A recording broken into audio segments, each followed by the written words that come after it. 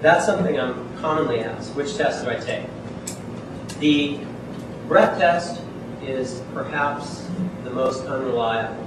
It's the easiest to attack in a court of law. However, they're generally pretty accurate.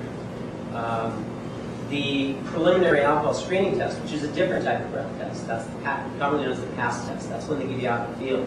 Those can be, they have wild discrepancies from things like electronic ignition, high power wires, all sorts of things.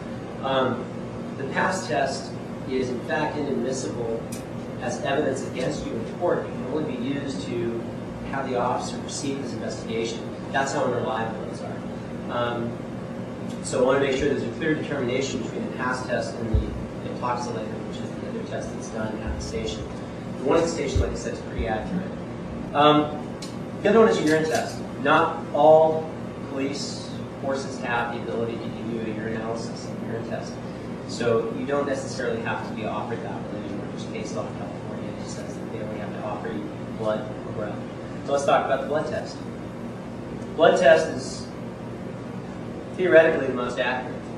Now, if the toxicologist and the lab is doing their job properly, yes, it is accurate.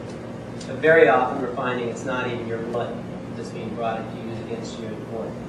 It's oftentimes there's different preservatives, like sodium fluoride, that will give a false positive analysis. Usually, if someone's having a couple beers and they go out and they pull up and realize, wait a minute, I blew a 1.6. How the heck did that happen? And it's through blood, it's because there's a mistake in the toxicology. So I always recommend, if there's a blood test, make sure that there's another independent laboratory, forensic toxicologist, to take a look at